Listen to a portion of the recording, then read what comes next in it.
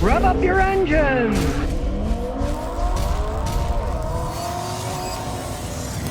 All right, you may be looking for a big cargo van, and the choices are so limited and there's so much crap out there. We're going to talk about them today. We got a 4-year-old transit van. They've been selling in the United States for 9 years now. The next model will be 10 years. I saw quite a few of them for one main reason. Here's the reason. Look at all the space in these things. They are tremendous carriers. Now, the owner bought it used a few years ago with only 15,000 miles. He didn't have anybody check it out, and he hadn't had any real problems. Yeah, we're going to check it out, show everything's in it, see what kind of shape it's in. He was a little bit leery because previously he had an F-150 that was a pile of junk that kept falling apart, and he got rid of it. And he said, I wish Siennas were bigger. The Toyota Sienna, they aren't bigger. You can gut them and put stuff in, but you're not going to get this kind of space. And of course, there's the little Ford Transit Connect that they sold for a few years in the United States. They still sell it in the rest of the world, I guess, but they don't sell it in the United States. It was way too small.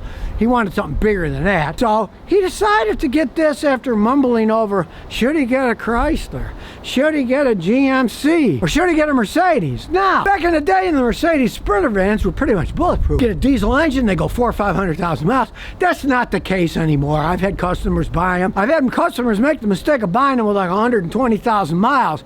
And then, whoo-wee, they had to spend tens of thousands of dollars. They're not cheap to fix. Mechanics that work on them, hard to find.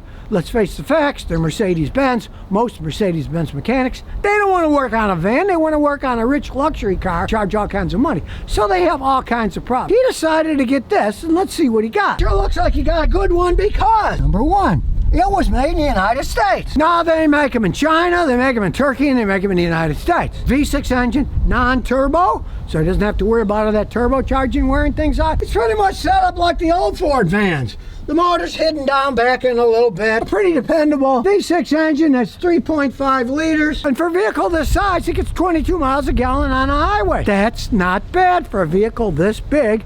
And since it doesn't have the turbo, it doesn't have the extra pressure that's going to wear the engine out. Customers of the Econoline vans for years that it lasted quite some time with a V6 engine in them, as long as they didn't have a turbo on them. Not just looking at it cursory, hey, it's held up great. The paint's in immaculate shape. It's a van, so the plastic hubcaps look perfectly fine. Do you need to waste money on aluminum wheels that cost a fortune when they break down? No, you don't. And as we look inside, got nice steps to get in. Look, it has a real key, not one of those stupid transponders.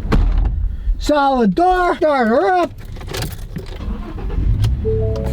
Regular old Ford gauges. No, he's taking the seats out because it's a work van. And you're not going to believe what he does. He does falconry and stuff and goes around schools showing kids about nature and animals. So he's got to have a lot of room to put their cages and stuff in. We'll put it in reverse. A decent backup camera. The only problem is, of course, it's a tiny one. I'm old. It's kind of hard to see something that small, but hey. Now, it does have electronic parking brakes. I'm not a big fan of that, but hey, what can you do? They're putting it on all the vehicles these days. Traction control, and if you want, you can turn it off. Got a regular automatic transmission if you want. You can put in manual mode. And the shifters here, as you can see, there's manual 1. You can shift it manually if you want. Now, you might notice he's got these cool windows here. Didn't come with those windows. The register in New York State, he had to put these windows in. They got some kind of rule. That's why I left New York State. They got too many stupid rules. Hello! Hello! There's practically an echo in this thing. Big solid doors. But of course, he wants to know what kind of shape it's in, how it's held up, so on with a big computer. So we'll plug it in. We'll open this up because it fits in nicely that way. Right over the steering wheel. I don't know if they planned that, but it sure works good. And it's warming itself up. Here we go. It's Ford, not a Ford EU. We'll do standalone diagnosis. Notice it's a Ford Transit 3.5 automatic gasoline, okay? So you can do a full topology scan of all the different sections of data. So here we go. And while it's doing it, you're nice and high up in the air. There's no arguing that. These captain seats are extremely comfortable. If you want long life, get these fabric ones. They hold up better. And as far as I'm concerned, they're a lot more comfortable too. Decent glove box hiding down here. The airbag's up here. Okay, and it's done. Now for a Ford, it's not bad. It's only got 2 trouble codes. So let's see what they are. We got the body control module. We'll do the trouble code, see what that is. Should pop up pretty fast, even though it's cold outside. Okay, I forgot it's a Ford. Every time it does a trouble code, it's got to go through all the stuff, including beeping the horn. Now look at this. Here's the codes. ... 15. Please refer to vehicle service manual. Now what kind of a code is that? Okay, here we go. Here's Ford's bulletin. It says Ford DTC B153B ... 15. Cargo lamp output circuit short to battery or open. Something in the cargo. He's messed with lights and stuff in there. Everything works that he cares about, so we really don't care about that. Well, the owner just told me he disconnected one of the lights back there, so that stupid code is about, so as per usual, we can ignore that one. And there's one other code. Audio control module. See, it's testing everything. Soon it'll probably honk the horn. Turn the speakers on, turn that off and back on again. It's running a circuit test. Okay, universal serial bus, port number 2. That's because he's got stuff plugged in here. Well, there's nothing wrong with that either, so there's just too much technology. So we'll start it up and we'll look at live data. Go to powertrain control module, and since it pops up, we will go to live data, and we're gonna get so much data it'll make your head spin. Remember, black is good, red is bad. This is all complex, these cars. This is all data just for the AC system, okay? Now we're out of that. Okay, here we go. Everything's normal so far. I'm assuming it will be because he's getting 22 miles a gallon on the highway, which is as good as these things will get while you're driving a vehicle this heavy. It shows that the alcohol fuel percentage is 10%. Now that's because this is a flex fuel vehicle. You can run this thing on just about anything from normal gas to ethanol. That's 80% or 85%, whatever, ethanol, and the rest is gasoline. In the case of most of our gasoline these days, it's 10% ethanol and 90% gasoline. And this shows that it's 10%. So it shows that the guys that are selling the gasoline at the pumps, where it says may contain 10% ethanol, well, it does. And it's accurate. But I'll advise people, do not run these things on ethanol, on E85. That's 85% ethanol, because your gas mileage will go down the toilet. Instead of him getting 22 on the highway, he would probably end up getting 18 or 17.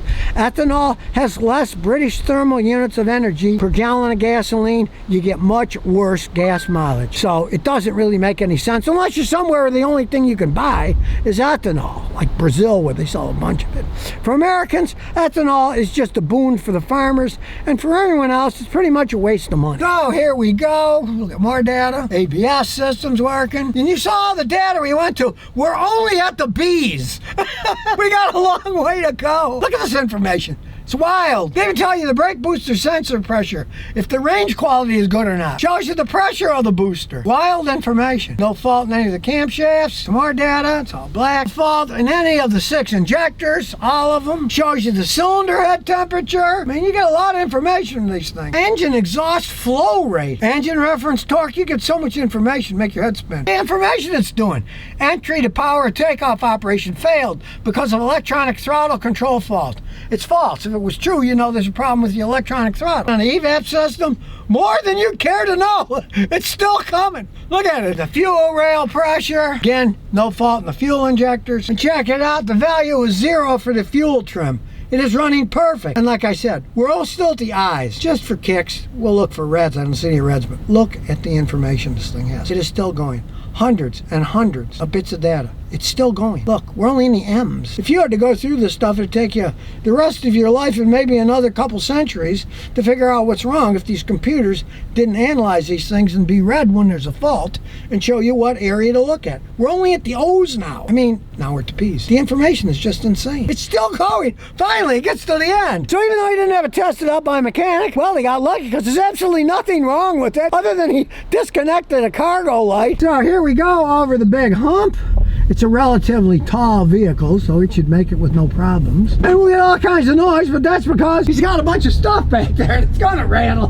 For the real bumpy parts, and really, it's not bad because this, of course, is a large wheelbase vehicle. And the bigger the wheelbase, you're gonna get a decent ride.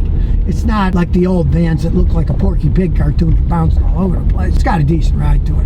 What I want to see is when we get up to the top and go left, is what kind of acceleration it has. Now here we go, waiting for traffic. Here we go.